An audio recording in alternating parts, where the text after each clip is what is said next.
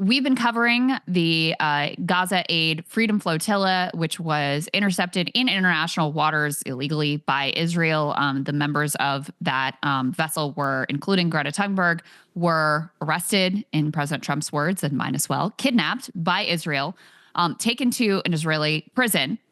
And then they, in order to effectuate their release, were made to sign these forms that would consent to their deportation, but also would confess to basically illegally entering Israel, which is not what happened whatsoever. So some of the activists have refused to sign those forms.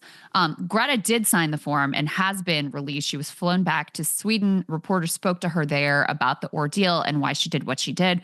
Let's go ahead and take a listen to a little bit of what she had to say. Thunberg is speaking to reporters. Let's take a listen to what she has to say.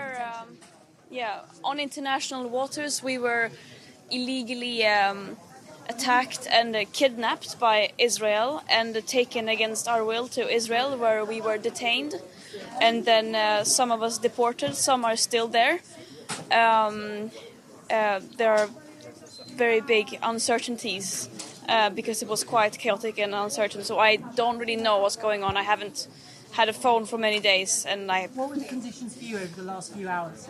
They were absolutely nothing compared to what people are going through in Palestine, especially Gaza right now. And this is yet another international a violation of international rights, adding to the list of countless of such, especially towards Palestinians, that Israel are committing by blocking and preventing humanitarian aid from entering Gaza.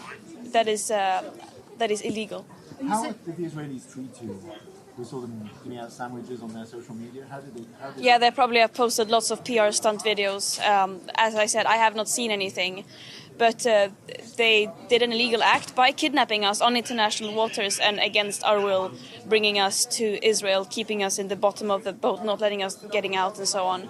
But that is not the real story here. The real story is that there is a genocide going on in Gaza and a systematic starvation following the siege and blockade now, which is leading to food, medicine, water that are desperately needed to get into Gaza is prevented from doing so. But of course, there are many attempts like this mission, both by sea and land, to break that siege and open up a humanitarian corridor. And this was a mission of attempting to once again bring aid to Gaza, which is desperately needed, but also to send solidarity and say that we see you, we see what is happening, and we cannot accept just witnessing all this and doing nothing. That can never be an option. She also spoke more about how these horrors in Gaza have been allowed to persist. Let's go ahead and take a listen to her reaction there. Why do you think so many countries, governments around the world are just ignoring what is happening in Gaza? Because of racism, that's the simple answer, I would say. Racism and basically desperately trying to defend a destructive, deadly system that systematically puts short-term economic profit and to maximize geopolitical power over the well-being of humans and the planet. And right now it's very, very difficult to morally defend that. It is impossible, but still they are desperately trying, which is... absurd is not the word, but there are no words to describe it. And Emily, I'm curious for your reaction to this. There's a lot, I think, that she said there that is interesting. But in particular, I want to highlight that she mentions this isn't part of just one effort. And in fact, the organization that she's involved with, we spoke with the spokesperson for the Freedom Flotilla group. They plan to attempt this many more times. And there are two separate additional efforts that they're in coordination with to also try to break the siege. So there's been a lot of discussion about Greta in particular. What do you make of what's gone down here? Yeah, I mean, I don't have a super. I think it kind of went exactly as I expected that it would, and it's better actually than it could have gone. It's a little interesting. Bar was low. They didn't murder her. Bar was Good really job, low. guys. Bar was really low. And it's interesting that people still over there. I also think, hey, this is an example of people putting their money where their mouth is and actually doing the thing, walking the walk. So even if I disagree with her, I'm not like mad about it, to be honest. It was genuinely courageous. I mean, that's to me.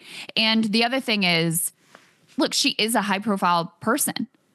People paid much more attention to this effort because she was on board. I think Israel's reaction, which I don't want to underplay, I mean, it was illegal. Like, they acted as pirates, kidnapping. Even like I said before, Trump called it, said they kidnapped her, right? But they didn't kill her, which they've done before with, humanitarian activists previously back in 2010. And in fact, the spokesperson we talked to was on board that ship that they attacked and killed 10 people who were on board. So they didn't do that. And, I think that level of quote unquote restraint also is partly attributable to the fact that they realize, like, shit, we can't kill Greta Thunberg. Like, there's going to be a lot of international attention to that.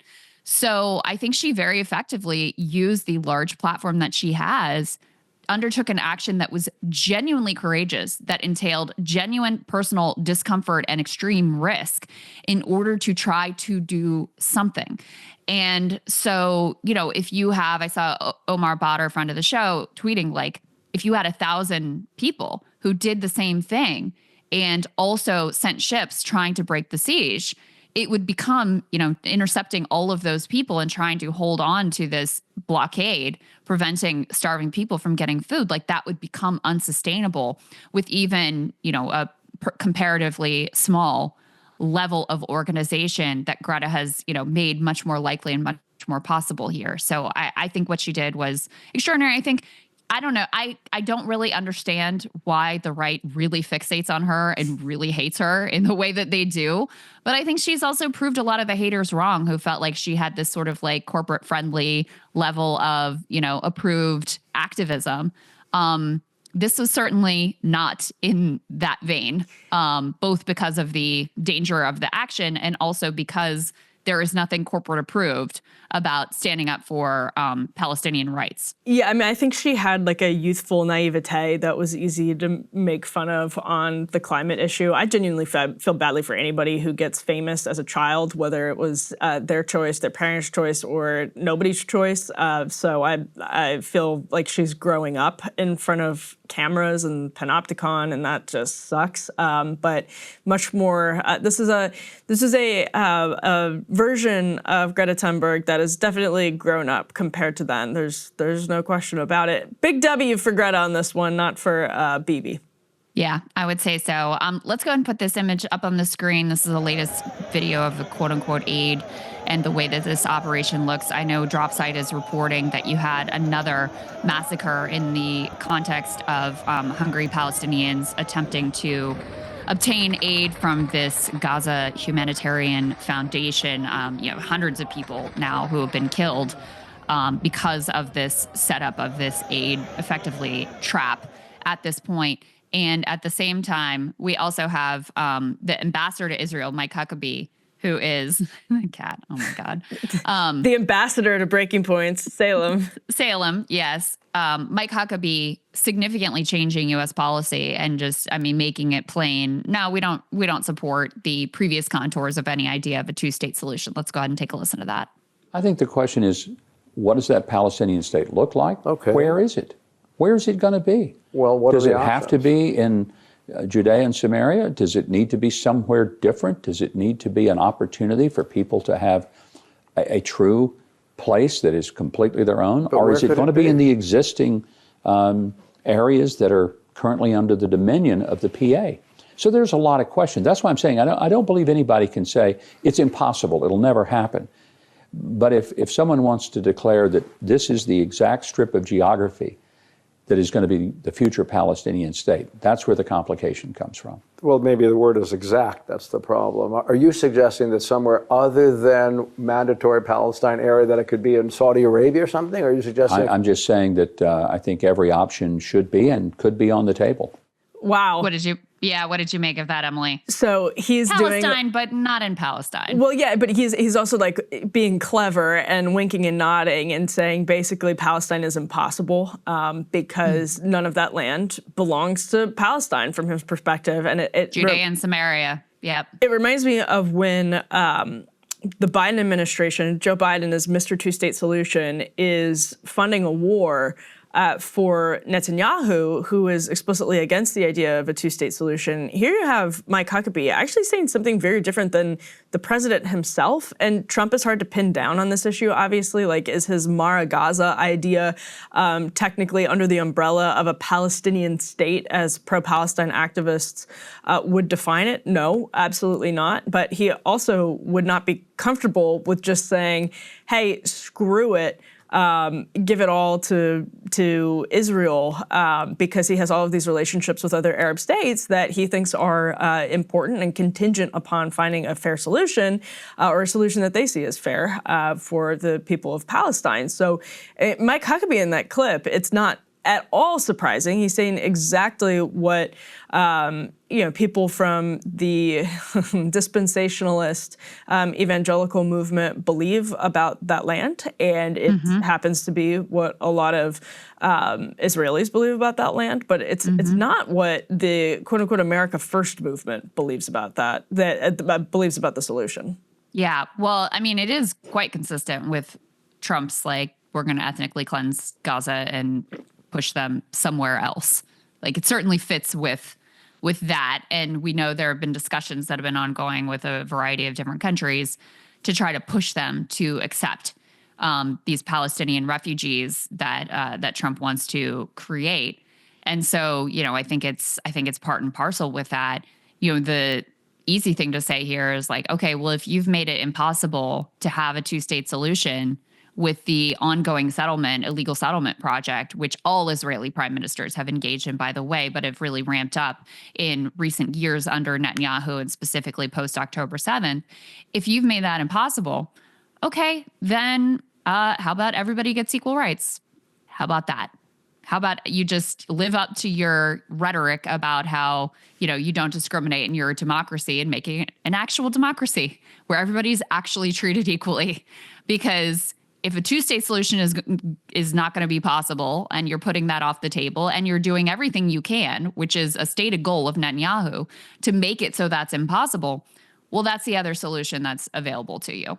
But in a sense, I don't think he's being honest about it. In a sense, it's the sadly realistic situation on the ground is that area he's in Jerusalem right there, but the Temple Mount, the Al-Aqsa nobody wants that to be given to the other side, least of all people who are of the dispensationalist ideology, as people like Mike Huckabee are. That's so. Is it impossible? Sure. Should it be impossible? No. And I think that's where the just depressing reality sets in. Yeah, indeed. We've got a great guest standing by to talk about some extraordinary developments with regard to AI. So let's go ahead and get to that. All right, guys, two quick things. Number one, by popular demand, we are bringing back the monthly subscription. Number two, you can get a month free, Ryan, by putting in that promo code BPFree at breakingpoints.com. Yeah, and I think the most important reason to become a premium subscriber is just as an act of support for the show. It helps us do what we're doing. But if you're curious what the benefits are of doing it, take the free month, and you'll see you get the AMAs, you get the second half of the Friday show, you get the full show emailed to you earlier. It makes your life much better. Do it for a month at breakingpoints.com. BP free is a promo code. And if after a month your life isn't dramatically improved, you can just cancel. If it is, it's just $10 a month. There you go.